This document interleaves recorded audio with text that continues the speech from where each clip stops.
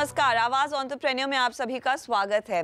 ऐसा आपके साथ कई बार हुआ होगा कि आप किसी मॉल में गए और विंडो शॉपिंग करते समय एक खूबसूरत नेकलेस देखा। वो आपको भा गया, लेकिन कीमत देख आपके होश उड़ गए। भारतीय महिलाओं की जेवरात खरीदने की इसी चाह ने इमिटेशन ज्वेलरी को काफी प्रमोट किया है और आज हमारा फोकस इस कारोबार पर ही है। तो पहले जहां इमिटेशन ज्वेलरी सिर्फ फिल्मों और सास बहू सीरियल्स में ही दिखती थी, आजकल बेहतर फिनिश, नए स्टाइल्स के चलते इनकी मांग फैशन कॉन्शियस लोगों में काफी ज्यादा बढ़ गई है। ऑनलाइन हो या फिर इन स्टोर, भारत में कई नए ब्रांड सामने आए हैं और इन्हीं में से एक है जुवालिया एंड यू। 2012 में भारत में कारोबार शुरू करने वाली इस कंपनी ने कस्टमर्स के दिल जीत लिए हैं।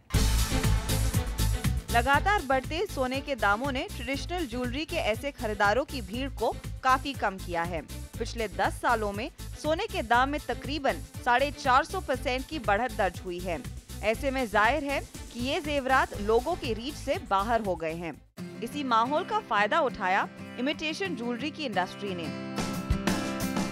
2012 में चैतन्य अग्रवाल ने भी लोगों की एक्सेसरीज की ओर बढ़ते ध्यान और स्टाइलिश ज्वेलरी की मांग को देख अपनी कंपनी जुवालिया एंड यू को लॉन्च किया। इस कॉन्सेप्ट को लाने के पीछे दो कारण हैं।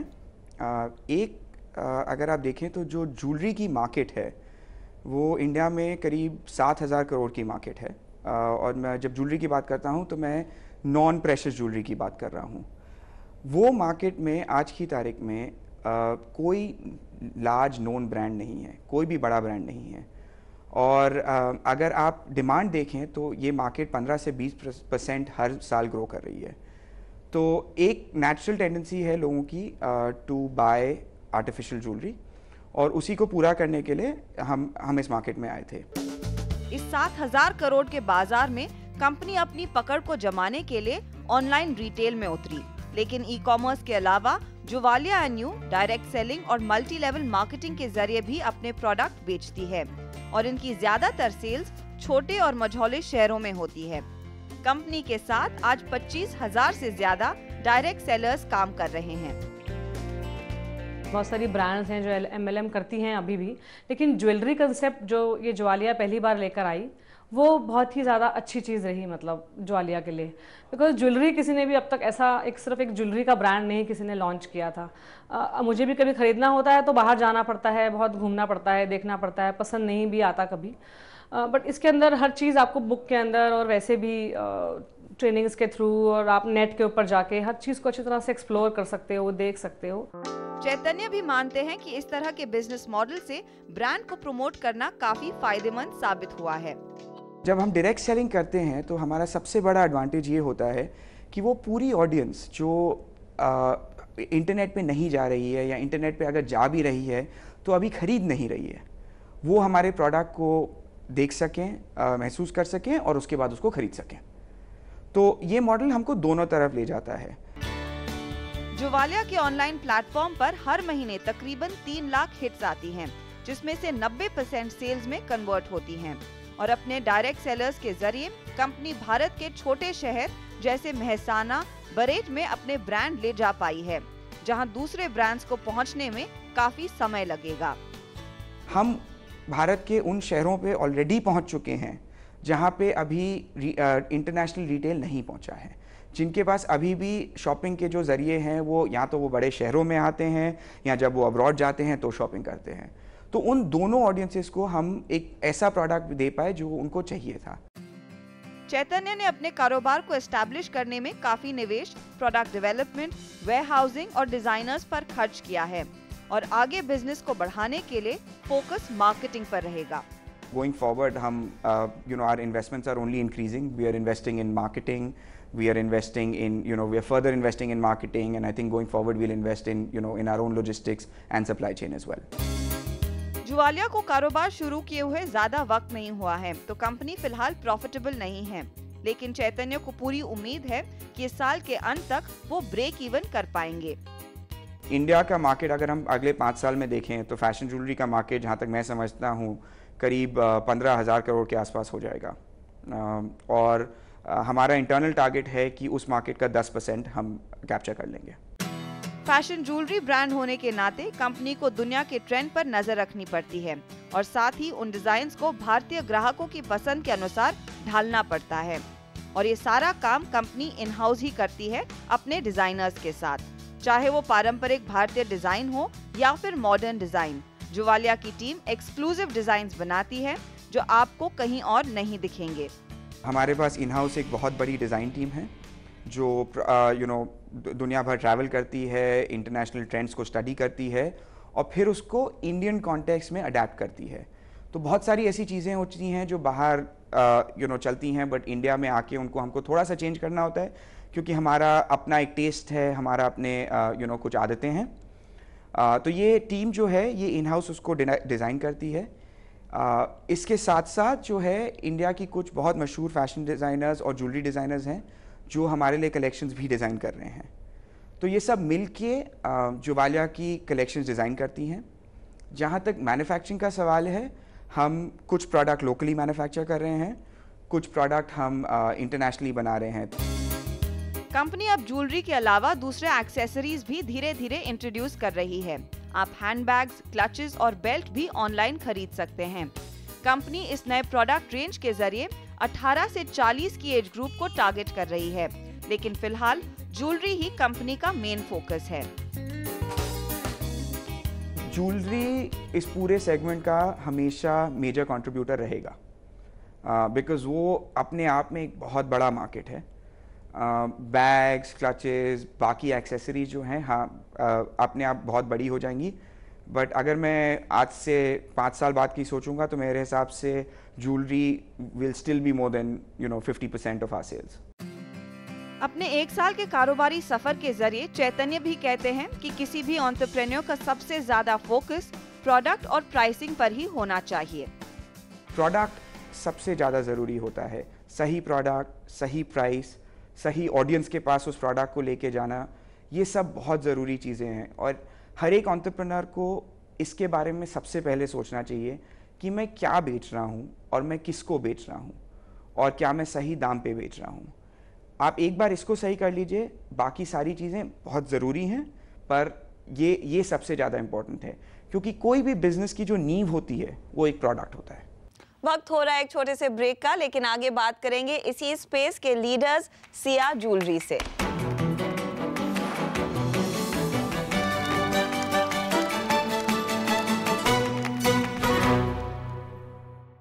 आप देख रहे हैं आवाज एंटरप्रेन्योर और आज हम बात कर रहे हैं इमिटेशन ज्वेलरी या फिर फैशन ज्वेलरी की।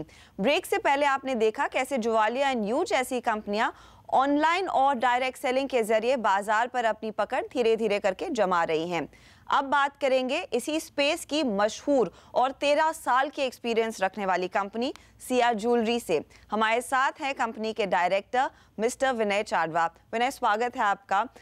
जब आप लोगों ने शुरुआत की सिया ज्वेलरी की 13 साल पहले 2000 में, तब से लेकर अब तक मार्केट में कितना अंतर देखने को मिला है और आपके लिए इनिशियली क्या चैलेंज था कि आपने इस तरह के प्रोडक्ट को फाइनली इंट्रोड्यूस करने की सोची?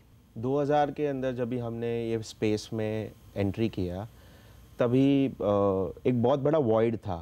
इमिटेशन ज्वेलरी को हमेशा चीप ज्वेलरी की तरह देखा जाता था और ज्वेलरी हमेशा लोगों के दिमाग में ये था कि गोल्ड और डायमंड ज्वेलरी ही सबसे बेस्ट ज्वेलरी है। इसमें क्या होता था कि कस्टमर्स की प्रेफरेंस चेंज होती गई दिन ब दिन, क्योंकि गोल्ड ज्वेलरी अफोर्डेबल नहीं हो रही थी, चीप ज्वेलरी उनको चीप लगना नहीं था, उनको गोल्ड की तरह ज्वेलरी एकदम रियल लगनी थी। तो हमने ये स्पेस के अंदर एंटर करके इसको डेवलप किया कि कस्टमर के प्रेफरेंस के हिसाब से ज्वेलरी बनाई जाए पूरी की पूरी। इसके अंदर हमको थोड़ा टाइम लगा इनिशियल शुरू होते, लेकिन 1-2 साल के अंदर वी अंडरस्टूड, हम समझ गए कि हमको कैसे करना है इसको और हम इसमें बढ़ते गए। पिछले 10 सालों में हम देख रहे थे 450% का इजाफा सोने के दाम में हुआ है, तो अब भी 27,000 पे 30,000 के आसपास लोग सोना खरीद नहीं रहे हैं। तो क्या उस वजह से भी आपको लग रहा है कि इमिटेशन ज्वेलरी की डिमांड बढ़ रही है और ये सिर्फ शादी ब्याह के सीजन्स के लिए नहीं है, लोग ऑर्डिनरीली भी इनको यूज कर रहे हैं? हाँ, गोल्ड एक इम्पॉर्टेंट रीज़न था, लेकिन फैशन कॉन्शियसनेस दूसरा इम्पॉर्टेंट रीज़न था। इंडिया के अंदर बॉलीवुड और टीवी बहुत बड़ी चीज़ होती है और इसके अंदर ये जो सीरियल्स और मूवीज़, इसके अंदर जो देखा जाता है इनको इमिटेट किया जाता है कि हम ऐसे पहने तो कैसा लगेगा, हम ऐसे बने तो कैसा लगेगा। तो इसके लिए ये ज्वेलरी के अंदर इसकी साइज बढ़ती गई, दिन ब दिन इसकी सेल्स बढ़ती गई, ये फैशन कॉन्शियसनेस भी बढ़ गई और गोल्ड के प्राइस भी बढ़ गए। तो ये हमारे को डुअल इफेक्ट था कि ये इंडस्ट्री और बढ़ेगी। तो मार्केट बड़ा है, लेकिन सवाल यही है कि मैन्युफैक्चरिंग में कितनी मेहनत जाती है, क्योंकि ये आसान काम नहीं है। किस तरह की एक्सपीरियंस की ज़रूरत है? अगर आप ही की एक्सपीरियंस की बात करें, कोशिश आपने इनिशियली 1996 में की, लेकिन 2000 में जाकर आपका पहला स्टोर सामने आया। तो किस तरह का बैकग्राउंड वर्क लार्जली चाहिए होगा एक नए एंट्रेंट को? आपको एक अंदाज़ा लगाना है कि मुझे कौन सी टाइप की मार्केट में जाना है। हाँ। क्योंकि ये मार्केट इतनी बड़ी है, आप चीप से लेके एक्सपेंसिव फैशन ज्वेलरी भी बना सकते हो। फैशन ज्वेलरी की मार्केट बहुत बड़ी है। स्किल सेट्स के अंदर आपको डिज़ाइनिंग अंडरस्टैंडिंग होनी चाहिए, आपको क्वालिटी अंडरस्टैंडिंग होनी चाहिए, और थर्ड लाइन मोस्टली कि आपको ज्वेलरी मेकिंग अंडरस्टैंडिंग होनी चाहिए। क्योंकि ये इसके बिना आप ज्वेलरी कैसी बनाओगे जो सूट करे, वो बहुत इम्पॉर्टेंट है। जब भी हमने शुरू किया था हमारे पास ये नॉलेज नहीं थी, लेकिन over the years of experience, understanding कि हमको क्या करना है, कैसे करना है, हमने सबकी ये नॉलेज इकट्ठा कर करके आज ये मुकाम पे पहुंचे। अगर मुझे इस तरह का बिजनेस शुरू करना है, अज्यूमिंग मेरे पास वो सारे स्किल सेट्स हैं, मेरे लिए क्या आसान होगा? आप जैसे रिटेल स्टोर्स पर पैसा खर्च करना, या फिर पहले ऑनलाइन शुरुआत करें और उसके बाद एक रिटेल ऑफलाइन सेटअप ऑर्गेनाइज करें? दोनों प्रैक्टिसेस राइट है। मैं किसी को ऐसे नहीं कहूँगा कि ये रॉन्ग है, ये राइट है। आसान क्या है? आसान, बिजनेस में कुछ चीज़ आसान नहीं होती, लेकिन फिर भी पहले ब्रांड बनाना मेरे लिए बहुत इम्पोर्टेंट है। इंडिया के अंदर जब भी हमने शुरुआत की थी तभी ई कॉमर्स नहीं था इतना बड़ा।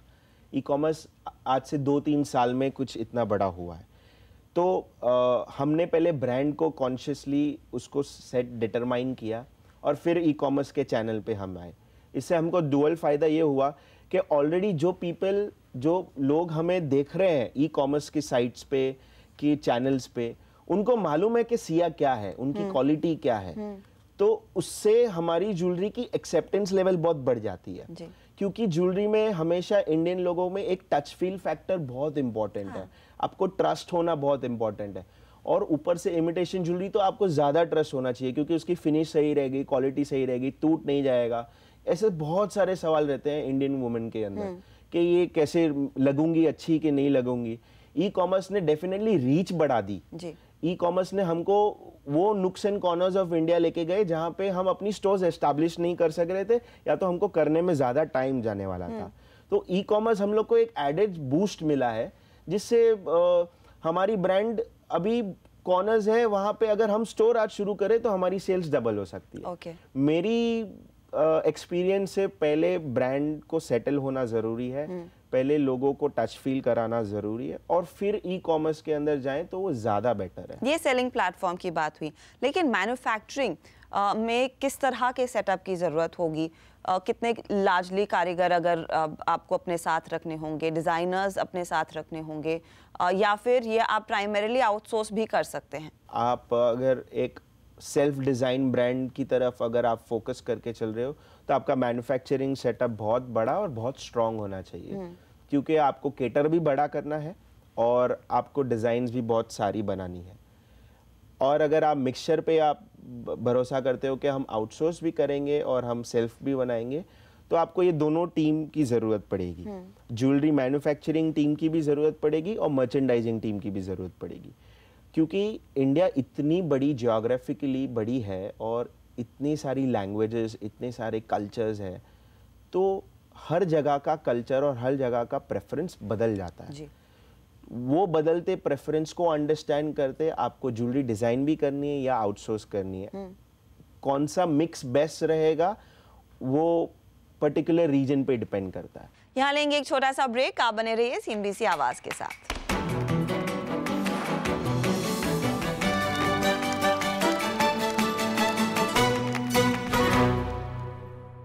आपका आपका फिर स्वागत है आवाज एंटरप्रेन्योर पर। आज हमारा फोकस है इमिटेशन ज्वेलरी पर और हम चर्चा कर रहे हैं विनय चाडवा से, जो डायरेक्टर हैं सिया ज्वेलर्स के। क्या आसानी से इन्वेस्टर्स मिल जाते हैं, चाहे वो वीसीज हो, पीज हो, या फिर आपको एक बैंक के पास जाना होगा, उनको अपना कॉन्सेप्ट समझाएं और फिर होपफुली प्रे करें कि आपके फाइनेंशियल्स उतने अच्छे हैं कि बैंक आपको पैसा देने को तैयार हो और आपकी सूटेबल इंटरेस्ट कॉस्ट पे? मेरी एक्सपीरियंस के अंदर तो बैंक्स इमिटेशन ज्वेलरी को पहले तो कदर नहीं करती, क्योंकि उनको लगता है कि इसका स्टॉक की कोई वैल्यू नहीं है। हाँ। ओनली बिकॉज ये प्रेशियस नहीं है, तो इसकी डिटर्मिनेशन बहुत डिफिकल्ट है।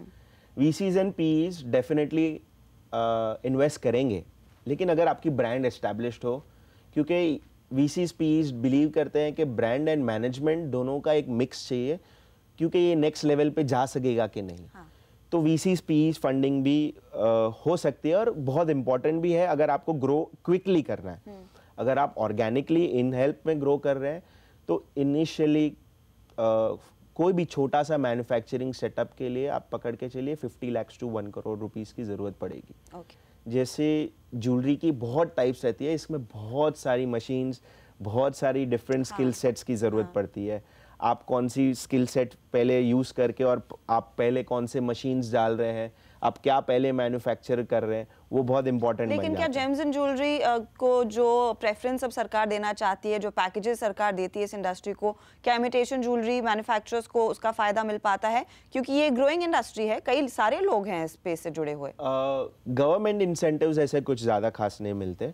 जेम एंड ज्वेलरी इंडस्ट्री को मिलते हैं ऑन अ होल, क्योंकि ये ऑलरेडी $40 बिलियन की इंडस्ट्री है। इमिटेशन ज्वेलरी को इसका कोई हेल्प नहीं मिलता, क्योंकि इमिटेशन ज्वेलरी एक स्टेप स्मॉल स्केल इंडस्ट्री है। इनके लिए जेम एंड ज्वेलरी इंडस्ट्री की सबसे छोटी सी चीज़ है। इसके अंदर इनकी वैल्यू इनको लगती है कि ये बहुत छोटी है, लेकिन करंटली भी 5% है। 5% ऑफ $40 बिलियन बहुत बड़ी अमाउंट होती है imitation jewellery as an whole के लिए जी। और ऑर्गेनाइज ज्वेलरी सिर्फ 2% है। 5% का 2% ही ऑर्गेनाइज्ड है। तो आप सोच सकते हैं कि इसमें वॉइड इतना बड़ा है कि कोई भी नया एंट्रेंट आएगा तो उसको लगेगा अरे मेरे को यहाँ पे पूरे मेहनत से काम करना है, तो मैं इसमें कुछ पार्ट ले लूँ जी। कितना मार्केट आपको लग रहा है आने वाले समय में ग्रो होता हुआ दिखाई देगा? ये 5% का हिस्सा आने वाले समय में कितना ग्रो हो सकता है? मेरे हिसाब से ये इंडस्ट्री हर साल 25 to 40% के बीच में ग्रो हो रही है। जैसे जैसे प्राइसेस इंक्रीज होंगे, जैसे जैसे इन्फ्लेशन बढ़ेगी, मुझे लगता है ये और भी चेंज होगा। जैसे इंडिया और ग्लोबल बनेगी, ये और बढ़ेगा। इसका कोई अंत नहीं है, क्योंकि ऑलरेडी $40 बिलियन है, 5% है। तो हम सोच सकते हैं कि ये 5 का अगर 10 हो जाए, उसमें ऑर्गेनाइज और बढ़ जाए, तो आप सिर्फ अंदाज़ा लगा लीजिए कि ये इंडस्ट्री बहुत फास्ट ग्रोइंग है। तो वेरी इंड्यूसिव है वीसीज और पीस के लिए, फॉरेन इन्वेस्टर्स के लिए, क्योंकि इतनी ग्रोथ लेवल्स फैशन इंडस्ट्री में मिलना फॉर अ कंटिन्यूस लेवल बहुत डिफिकल्ट है। आखिर में क्या वो 2 टिप्स होंगे जो आप एक एस्पायरिंग एंटरप्रेन्योर को देंगे जो इस तरह का बिजनेस शुरू करना चाहता है? नए एंटरप्रेन्योर्स को मेरा तो यही कहना है कि बी श्योर आपको कहाँ जाना है और क्या रूट लेना है। दूसरा है इनोवेशन इसमें की है। You always have to be innovative, on your toes, जैसी बात बोलते हैं, on your toes. Fashion trends इतने जल्दी चेंज होते हैं, इसकी अंडरस्टैंडिंग बहुत इंपॉर्टेंट है। जियोग्राफिकली अंडरस्टैंडिंग बहुत इंपॉर्टेंट है। एक रॉन्ग मूव जाएगा आपका तो इसमें आपको बहुत नुकसान जाएगा और फिर खड़े होने के लिए और ज़्यादा टाइम जाएगा, क्योंकि आप नए हो तो आपको और टाइम जाएगा। लेकिन यहाँ पे यू हैव टू बी बोलते हैं एक जन को फोकस रहना है, इनको पूरी तरह इसमें रहना है कि we have to be the best. Rules of the game basically हर किसी बिजनेस की तरह इधर भी वही हैं। शुक्रिया हमारे लिए समय निकालने के लिए। Pleasure speaking to you. तो ये थे विनय चाडवा और उनसे आई एम श्योर आपको काफी ज्यादा इनपुट्स मिले होंगे अगर आप इस तरह के बिजनेस में उतरने की कोशिश कर रहे हैं, चाहे वो इमिटेशन ज्वेलरी कहें, आर्ट ज्वेलरी या फिर फैशन ज्वेलरी। एक बहुत बड़ा मार्केट है और यहाँ पर जिस तरह से सोने के दाम बढ़ रहे हैं, आई एम श्योर कि काफ़ी ज़्यादा लोग और कस्टमर्स भी इमिटेशन ज्वेलरी की ओर शिफ्ट करते हुए दिखाई देंगे। और हम आपको ये भी याद दिला दें कि खास आप जैसे एंटरप्रेन्योर्स के लिए CNBC आवाज लेकर आ रहा है मास्टरप्रेन्योर। आवाज की इस खास इनिशिएटिव के तहत हम एंटरप्रेन्योर्स के हुनर को पहचान कर उनके कारोबार को बढ़ाने में मदद करेंगे। हमें तलाश है भारत के सबसे एम्बिशियस एंटरप्रेन्योर की, जो आगे जाकर हमारे मौजूदा बिजनेस लीडर्स के साथ कंधे से कंधा मिलाएंगे। हमें तलाश है देश के सबसे शानदार एंटरप्रेन्योर की, जो बनेगा मास्टरप्रेन्योर। कैसे हिस्सा ले सकते हैं आप इस कार्यक्रम में, देख लेते हैं। हमारे देश में न तो बिजनेस टैलेंट की कमी है और न ही बिजनेस करने वालों की। शहर शहर में छोटे उद्योग और उद्यमी दिन रात अर्थव्यवस्था की गाड़ी को रफ्तार दे रहे हैं और इसी लगन को एक सम्मानित दर्जा देने की कोशिश है मास्टरप्रेन्योर। मास्टरप्रेन्योर में भाग लेने के लिए प्रतियोगियों के लिए जो सबसे बड़ी शर्त है वो है इनोवेशन। प्रतियोगियों के लिए बेहद जरूरी है कि उनके बिजनेस मॉडल, प्रोसेस या प्रोडक्ट में नयापन हो। मास्टरप्रेन्योर की दूसरी अहम शर्त है लीगल और ऑपरेशनल एग्जिस्टेंस, यानी कि प्रतियोगी का बिजनेस कम से कम 2 साल से कानूनी रूप से ऑपरेशनल हो। और तीसरी शर्त ये है कि शो में हिस्सा लेने वाले प्रतियोगी या उद्यमी का सालाना टर्नओवर 25 लाख से लेकर 10 करोड़ रुपए के बीच हो। SMS के जरिए शो में हिस्सा लेने के लिए टाइप करें MAST और भेज दें 51818 पर, या फिर www.masterpreneurindia.in.com पर ऑनलाइन रजिस्ट्रेशन भी कर सकते हैं।